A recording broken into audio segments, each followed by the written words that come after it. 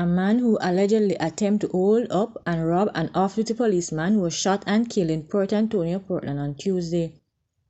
The dead man, identified as 29-year-old Rowan Brown, of no fixed address, was shot after he reportedly pulled a knife at the cop.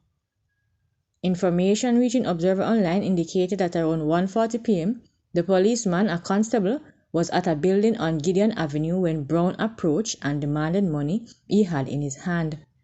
The cop, police said, told him he could not give it to him, and Brown in turn used threatening words, telling the constable that he was going to kill him and take it.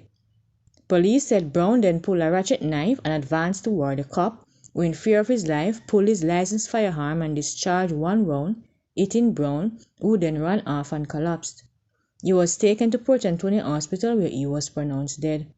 The Independent Commission of Investigation has launched a probe into the incident. A police constable died as a result of injuries he sustained in a two-vehicle collision along the North Coast Highway on Wednesday. The deceased has been identified as 19-year-old Christopher Ricketts. He was assigned to the St. James Division. According to the Falmouth Police, at about 11:50 p.m., Ricketts was driving a Mazda Demio motorcar with his colleague on board in the vicinity of the Zion community when he collided with a Toyota Fielder. From information received, the Toyota Fielder motorcar was traveling from the direction of Montego Bay towards St. Ann, whilst the Mazda Demio motorcar was traveling in the opposite direction. On reaching a section of the North Coast Highway, the driver of the Mazda Demio reportedly overtook a line of vehicles and collided with the Fielder. Ricketts was reportedly thrown from the car and received multiple injuries.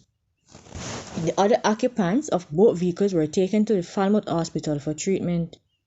The police high command expressed their condolences to Ricketts' family and friends and shared that the Force Chaplaincy, Branch and Welfare Department will be providing support to anyone who may need it.